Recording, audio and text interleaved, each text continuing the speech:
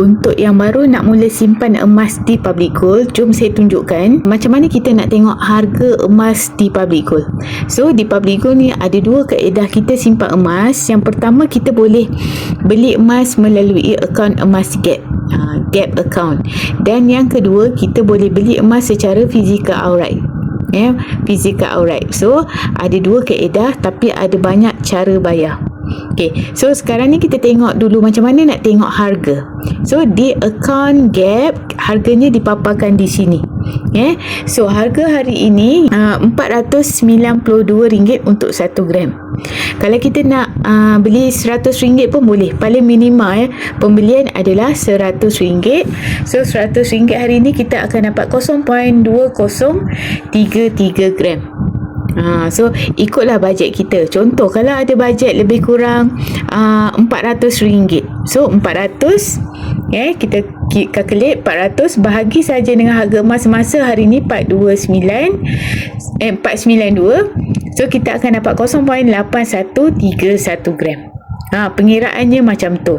Okey, kalau ada bajet RM1,000, 1,000 bahagi saja harga hari ini 492. Okey, so akan dapat 2 gram lebih lah. 2.0325 gram. Okey, tapi ada juga orang yang nak beli per gram. Contoh Akilah, saya nak beli 5 gram.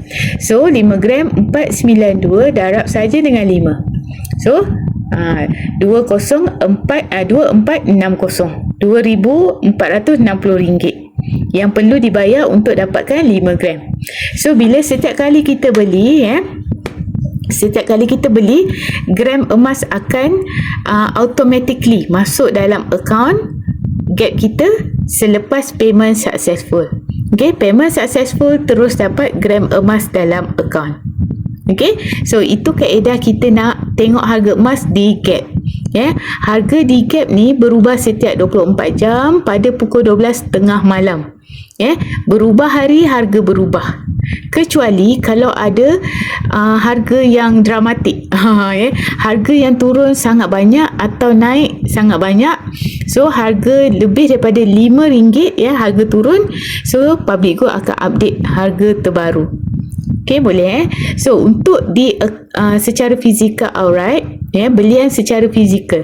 So bila kita pilih belian secara fizikal ini, emas kita dia tak masuk dalam akaun.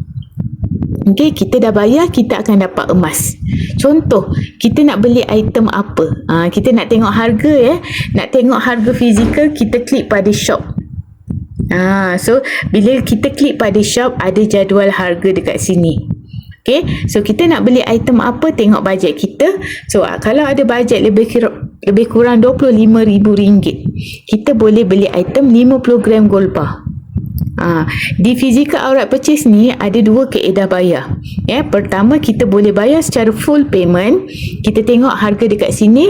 Kalau kita rasa kita nak beli 20 gram, so harga lebih kurang RM9,800. Okay, kita bayar full, terus dapat 20 gram di tangan. Dia tak masuk dalam akaun Gap. Dia tak sama dengan akaun Gap tadi. Atau kita boleh pilih untuk beli secara ansuran 10 bulan. Nak kira ansuran senang sahaja. Kita boleh bahagi sahaja dengan 10. Contoh 10 gram RM4,949, bahagi saja dengan 10. Sebab ansuran 10 bulan. Jadi setiap bulan bayar RM494.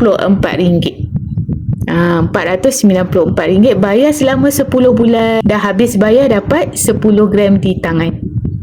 So itu dua kaedah kalau kita nak beli secara fizikal outright ni. Boleh bayar secara full, boleh juga bayar secara ansuran maksima 10 bulan. Boleh. Okey, ada apa-apa soalan saja, boleh saja WhatsApp saya anytime. Okey, setakat itu saja dahulu. Moga bermanfaat. Assalamualaikum.